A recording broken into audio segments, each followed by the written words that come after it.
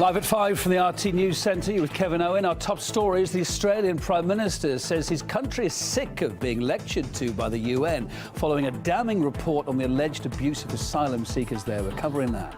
Also ahead to...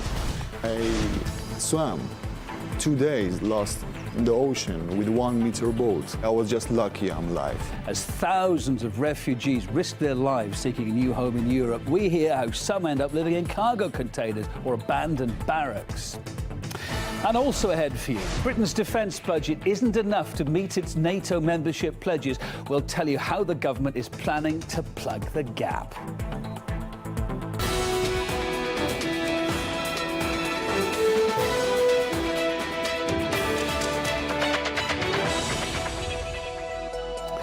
Hello, thanks for being with us wherever you're watching around the world. Right straight to our top story then. The Australian leadership has slammed a UN report revealing the country's alleged violation of international law by mistreating asylum seekers. According to these findings, there are a large number of cases where immigrants, including children, were held in dangerous and violent conditions in detention centres. Well, responding to the accusations, the Australian Prime Minister, Tony Abbott, said his country is sick of being lectured to by the United Nations. But in response, the author of the report answered, saying that he wasn't lecturing, he was just doing his job. Well, Abbott's reactions generated a response, I guess you'd expect it would too, on social networks, with some users openly mocking the PM. Let's take a look. One tweet, for instance, says Australians are actually sick of being lectured not by the UN, but by those who torture. Another points out that if you're sick of people lecturing you, then maybe you're doing too much torturing too. Ben Pint from Humanitarian Research Partners accuses the Australian Prime Minister then of double standards.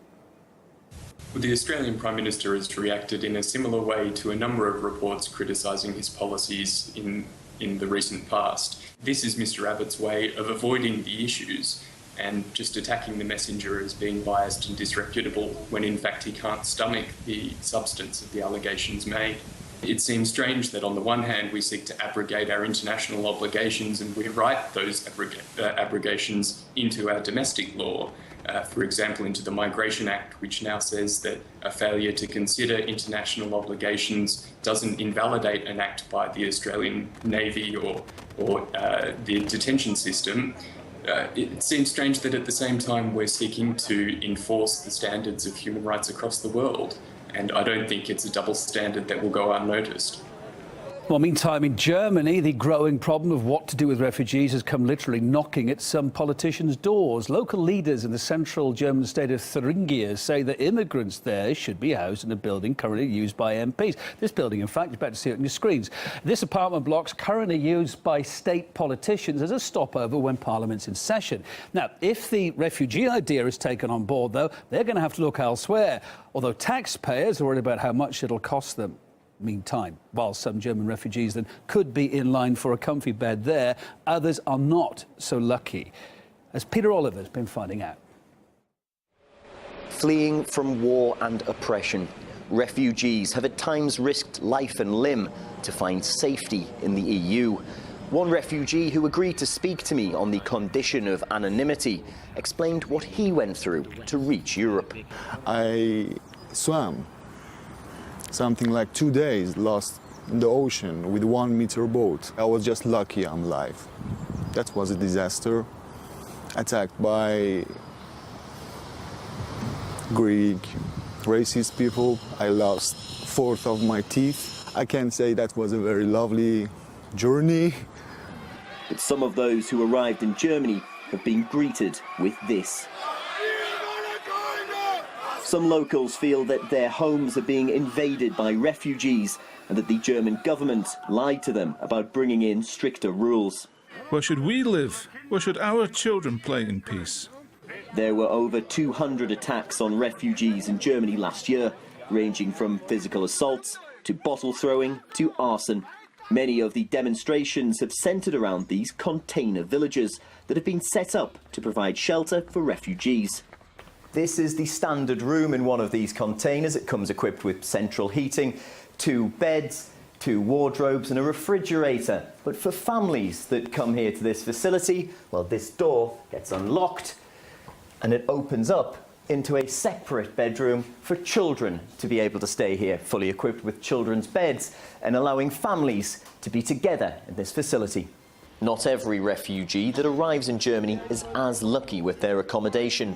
This group from sub-Saharan Africa ended up camped out in a Berlin park for over a year, while others have been housed in barracks on the territory of the former Buchenwald Nazi concentration camp.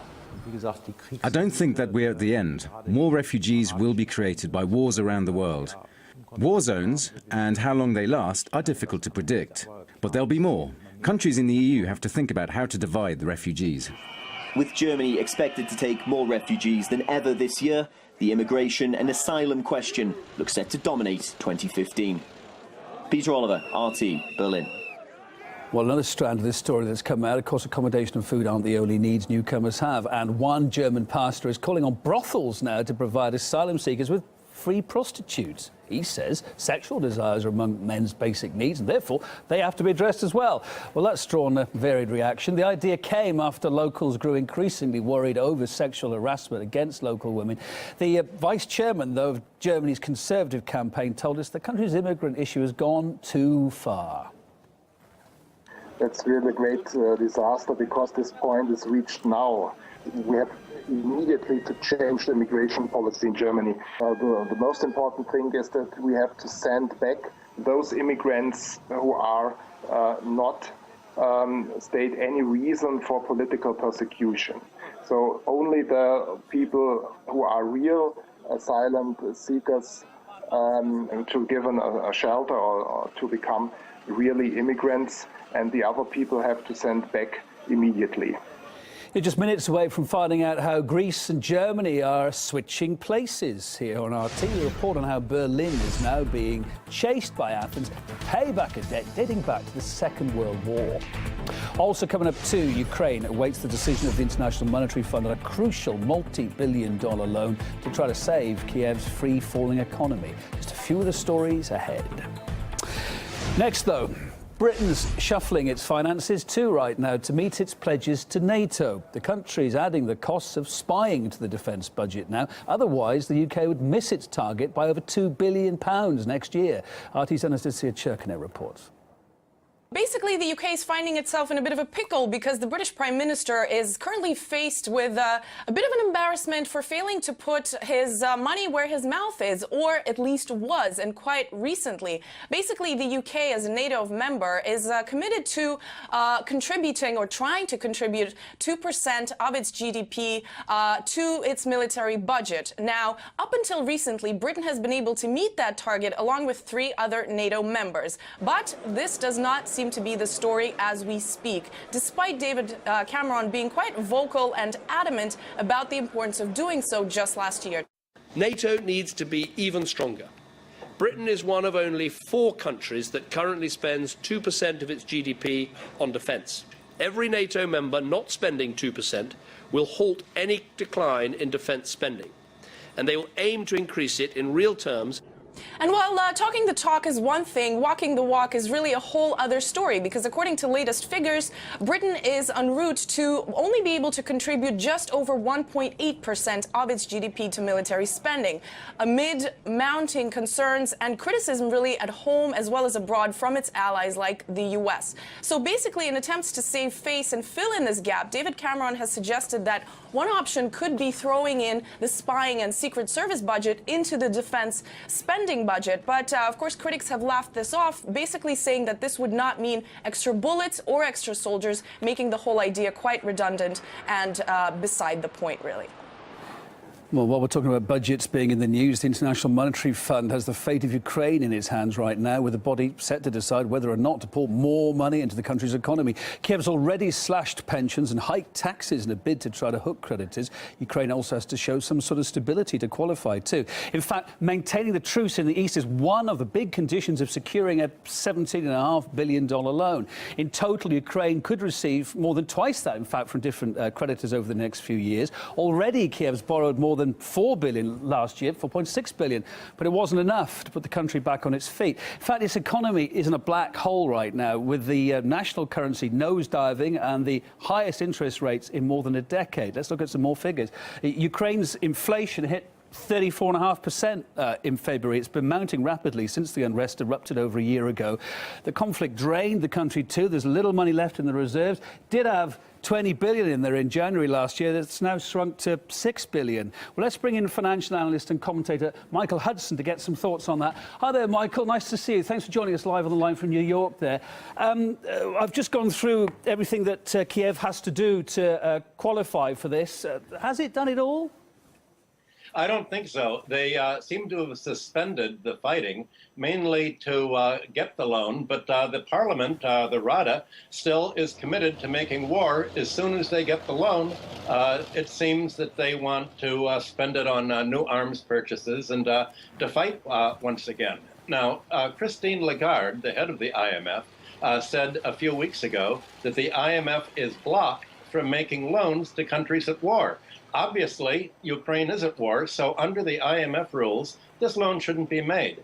And there's another important IMF rule, that it cannot make loans to countries that cannot pay, that are in straits. The Articles of Agreement prevent it from making a loan to a country like Ukraine, where there is no visible means of paying unless it begins to sell off. So is what it's doing illegal, or is that the wrong kind of term to use? It's not illegal. It means that if it's against the rules of agreement, a new parliament can come in and repudiate the IMF loan and say, wait a minute, the IMF and the partners that came into this, the European Central Bank, made loans against their own rules. We have to pay because you made a loan with the purpose of grabbing our land, privatizing our industry. The only way we can pay off the loan is for the government to give all of the land, all the property to U.S. and European investors. So the loan really is a property grab by the West. If it does go ahead, though, is it kind of throwing good money after bad here? I mean, already a large amount of money is